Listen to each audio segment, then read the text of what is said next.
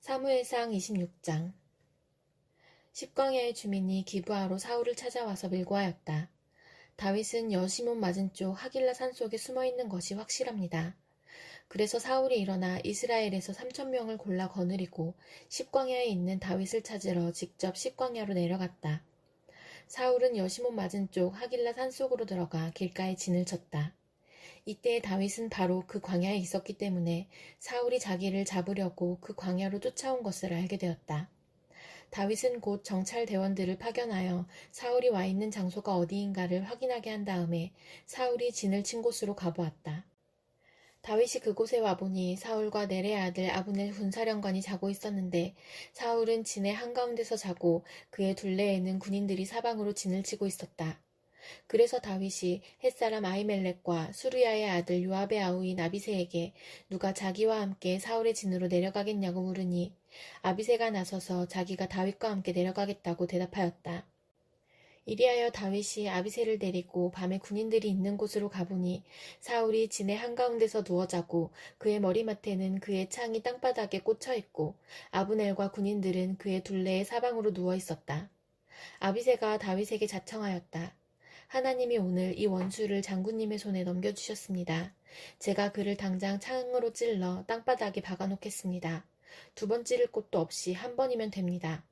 그러나 다윗은 아비새에게 타일렀다. 그를 죽여서는 안 된다. 그 어느 누구든지 주님께서 기름 부어 세우신 자를 죽였다가는 벌을 면하지 못한다. 다윗이 말을 계속하였다.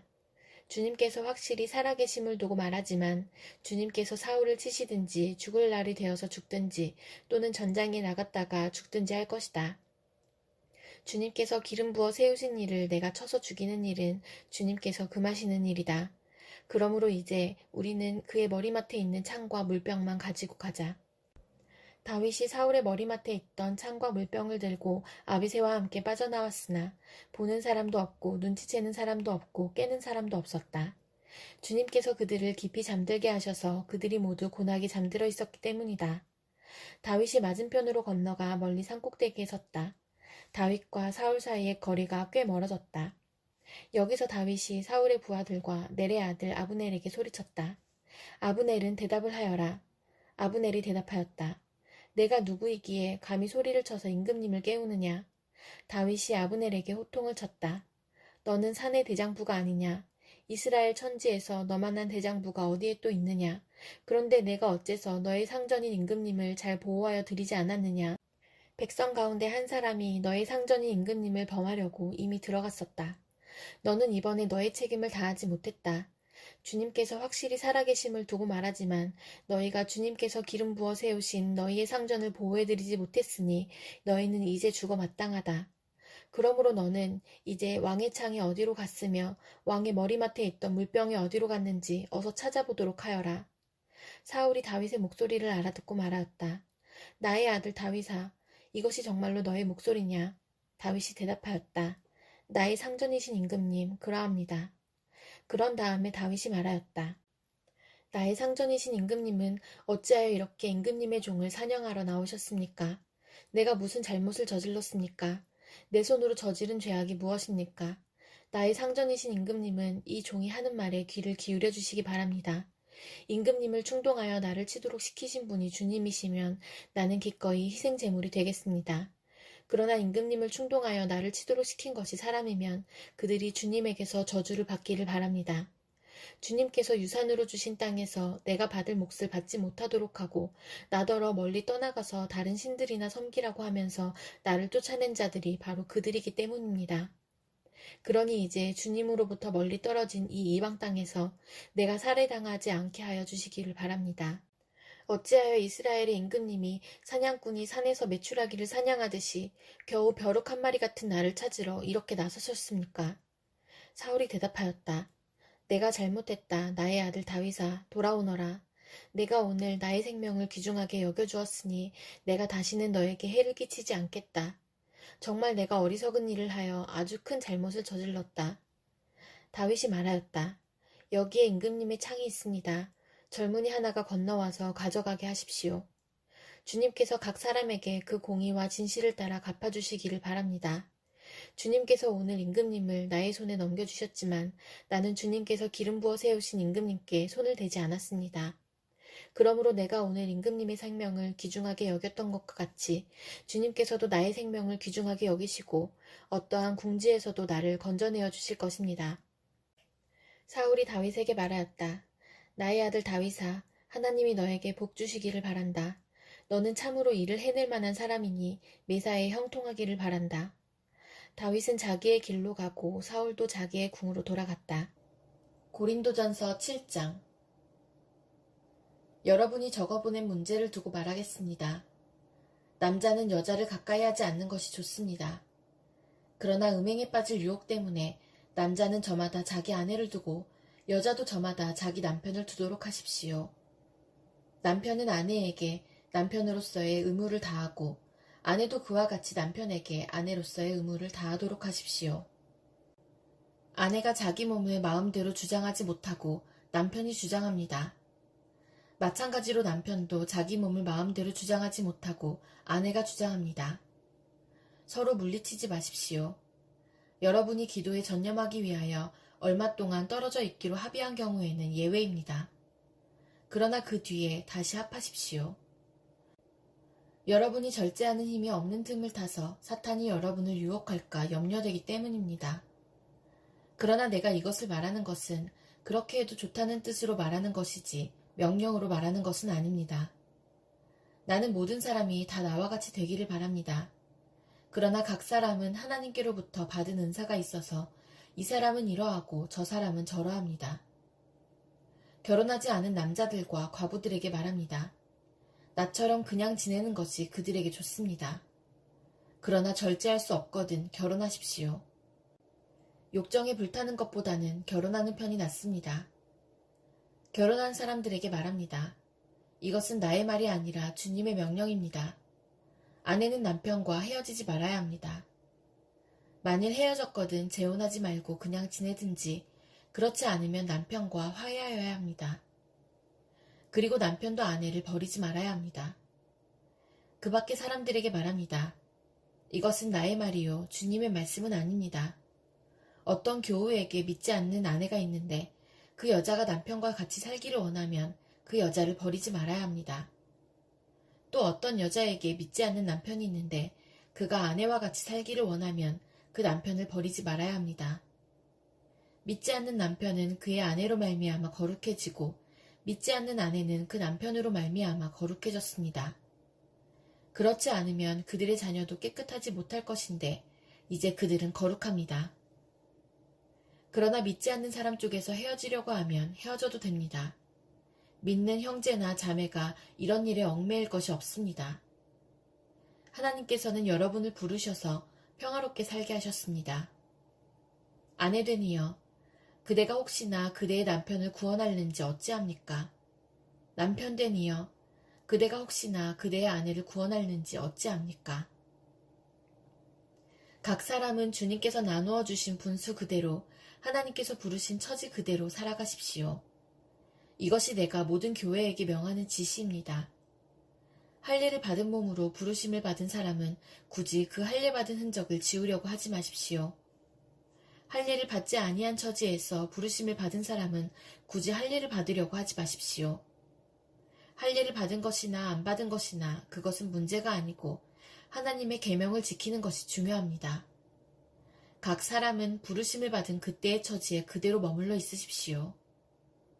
노예일 때 부르심을 받았습니까? 그런 것에 마음 쓰지 마십시오. 그러나 자유로운 몸이 될 수 있는 기회가 있으면 어떻게 해서든지 그것을 이용하십시오. 주님 안에서 노예로서 부르심을 받은 사람은 주님께 속한 자유인입니다. 그와 같이 자유인으로서 부르심을 받은 사람은 그리스도의 노예입니다. 여러분은 하나님께서 값을 치르고 사신 사람입니다. 그러므로 사람의 노예가 되지 마십시오. 형제자매 여러분, 각각 부르심을 받은 그때의 처지에 그대로 있으면서 하나님과 함께 살아가십시오. 주님께서 처녀들에 대해서 하신 명령을 나로서는 받은 것이 없습니다. 그러나 나는 주님의 자비하심을 힘입어 믿을 만한 사람이 된 사람으로서 의견을 제시합니다. 지금 닥쳐오는 재난 때문에 사람이 현재 상태로 살아가는 것이 좋다고 나는 생각합니다. 아내에게 매였으면 그에게서 벗어나려고 하지 마십시오. 아내에게서 놓였으면 아내를 얻으려고 하지 마십시오. 그러나 결혼한다고 할지라도 죄를 짓는 것이 아닙니다. 그리고 처녀가 결혼을 하더라도 죄를 짓는 것이 아닙니다. 그러나 그들이 살림살이로 몸이 고달플 것이므로 내가 아껴서 말해주는 것입니다. 형제자매 여러분, 내가 말하려는 것은 이것입니다. 때가 얼마 남지 않았으니 이제부터는 안에 있는 사람은 없는 사람처럼 하고 우는 사람은 울지 않는 사람처럼 하고 기쁜 사람은 기쁘지 않은 사람처럼 하고 무엇을 산 사람은 그것을 가지고 있지 않은 사람처럼 하고 세상을 이용하는 사람은 그렇게 하지 않는 사람처럼 하도록 하십시오. 이 세상의 형체는 사라집니다. 나는 여러분이 염려 없이 살기를 바랍니다. 결혼하지 않은 남자는 어떻게 하면 주님을 기쁘게 해드릴 수 있을까 하고 주님의 일에 마음을 씁니다. 그러나 결혼한 남자는 어떻게 하면 자기 아내를 기쁘게 할 수 있을까 하고 세상 일에 마음을 쓰게 되므로 마음이 나뉘어 있습니다. 결혼하지 않은 여자나 처녀는 몸과 영을 거룩하게 하려고 주님의 일에 마음을 쓰지만 결혼한 여자는 어떻게 하면 남편을 기쁘게 할 수 있을까 하고 세상 일에 마음을 씁니다. 내가 이 말을 하는 것은 여러분을 유익하게 하려고 그러는 것이지 여러분에게 올가미를 씌우려고 그러는 것이 아닙니다. 오히려 여러분이 품위 있게 살면서 마음에 헛갈림이 없이 오직 주님만을 섬기게 하려는 것입니다. 어떤 이가 결혼을 단념하는 것이 자기의 약혼녀에게 온당하게 대하는 일이 못된다고 생각하면 더구나 애정이 강렬하여 꼭 결혼을 해야겠으면 그는 원하는 대로 그렇게 하십시오. 결혼하는 것이 죄를 짓는 것이 아니니 그런 사람들은 결혼하십시오. 그러나 결혼하지 않기로 마음을 굳게 먹은 사람이 부득이한 일도 없고 또 자기의 욕망을 제어할 수 있어서 자기 약혼녀를 처녀로 그대로 두기로 마음에 작정하였으면 그것은 잘하는 일입니다. 그러므로 자기의 약혼녀와 결혼하는 사람도 잘하는 것이지만 결혼하지 않는 사람은 더 잘하는 것입니다. 아내는 남편이 살아있는 동안에는 그에게 매여 있습니다. 그러나 남편이 죽으면 자기가 원하는 사람과 결혼할 자유가 있습니다. 다만 주님 안에서만 그렇게 해야 할 것입니다. 내 의견으로는 그 여자는 그대로 혼자 지내는 것이 더 행복할 것입니다. 나도 하나님의 영을 받았다고 생각합니다. 에스겔 5장. 너 사람아, 너는 날카로운 칼을 한 자루 가져와서 그 칼을 삭도로 삼아 내 머리카락과 수염을 깎고 그것을 저울로 달아 나누어 놓아라. 그리고 그 성읍의 포위 기간이 끝난 다음에 그 털의 3분의 1을 성읍 한가운데서 불로 태우고 또 3분의 1은 성읍 둘레를 돌면서 칼로 내려치고 또 3분의 1은 바람에 날려 흩어지게 하여라. 그러면 내가 칼을 빼어들고 그 흩어지는 것들을 뒤쫓아가겠다. 그러나 너는 그것들 가운데서 조금을 남겨두었다가 내 옷자락으로 싸매어라. 너는 또 그것들 가운데서 얼마를 꺼내서 불 한가운데 집어던져서 살라버려라. 그 속에서 불이 나와서 온 이스라엘 족속에게 번질 것이다. 주 하나님이 이렇게 말씀하신다. 이것이 예루살렘이다. 내가 그 성읍을 이방 사람들 한가운데 두고 나라들이 둘러있게 하였다. 그런데도 그 성읍은 다른 민족들보다 더 악하여 내 규례를 거스르고 둘러있는 이방 사람들보다 더 내 율례를 지키지 않았다. 그들은 내 규례를 거역하고 내 율례를 지키지 않았다. 그러므로 나 주 하나님이 이렇게 말한다. 너희는 너희를 둘러있는 이방 사람들보다 더 거스르는 사람이 되어서 내 율례를 따르지도 않고 내 규례를 지키지도 않고 심지어는 너희를 둘러있는 이방 사람들이 지키는 규례를 따라 살지도 않았다. 그러므로 나 주 하나님이 이렇게 말한다. 내가 친히 너희를 대적하겠다. 그리고 뭇 이방 사람이 보는 앞에서 내가 너희 가운데 벌을 내리겠다. 너희의 온갖 역겨운 일들 때문에 전에도 없었고 앞으로도 다시는 없을 그런 일을 내가 너희 가운데서 일으키겠다. 너희 가운데서 아버지가 자식을 잡아먹고 자식이 아버지를 잡아먹을 것이다. 나는 너희 가운데 벌을 내리고 너희에게 남은 사람들을 사방으로 흩어버리겠다. 그러므로 내가 나의 삶을 두고 맹세한다. 나 주 하나님의 말이다. 진실로 너희가 온갖 보기 싫은 우상과 역겨운 일로 내 성소를 더럽혀 놓았기 때문에 내가 너희를 넘어뜨리겠고 너희를 아끼지 않겠으며 너희를 불쌍하게 여기지도 않겠다. 너희 가운데서 3분의 1은 전염병에 걸려 죽거나 굶어 죽을 것이며 또 3분의 1은 성읍의 둘레에서 칼에 맞아 쓰러질 것이며 나머지 3분의 1은 내가 사방으로 흩어버리고 칼을 빼어들고 그들의 뒤를 쫓아가겠다. 이렇게 나의 분을 다 쏟아야 그들에게 품었던 분이 풀려서 내 마음도 시원하게 될 것이다. 내가 내 분을 그들에게 다 쏟을 때에 그들은 비로소 나 주가 질투하기 때문에 그와 같이 말하였다는 것을 알게 될 것이다. 또 내가 둘러있는 이방 사람 가운데서 너를 패어더미와 웃음거리로 만들어 지나다니는 사람마다 너를 비웃게 하겠다. 그래서 내가 분과 노를 품고 무서운 형벌을 내리면서 너를 심판할 때에는 너를 둘러있는 이방 사람에게 내가 수치와 조롱을 당하고 내가 받은 심판은 그들에게 두려움과 경고가 될 것이다. 나 주가 말하였다. 내가 너희에게 쏘는 기근의 화살과 재난의 화살, 곧 멸망시키는 화살은 너희를 죽이려고 쏘는 것이다. 나는 너희에게 기근을 더 심하게 하여 너희가 의지하는 빵을 끊어버리겠다. 내가 너희에게 기근과 사나운 짐승들을 보내어 너희 자식들을 앗아가도록 하겠다. 너희는 전염병과 유혈 사태를 너희 한가운데서 겪을 것이다. 내가 너희에게 전쟁이 들이닥치게 하겠다. 나 주가 말하였다. 시편 42편. 하나님, 사슴이 시냇물 바닥에서 물을 찾아 헐떡이듯이 내 영혼이 주님을 찾아 헐떡입니다. 내 영혼이 하나님, 곧 살아계신 하나님을 갈망하니 내가 언제 하나님께로 나아가 그 얼굴을 배울 수 있을까? 사람들은 날이면 날마다 나를 보고 너의 하나님이 어디 있느냐 하고 비웃으니 밤낮으로 흘리는 눈물이 나의 음식이 되었구나.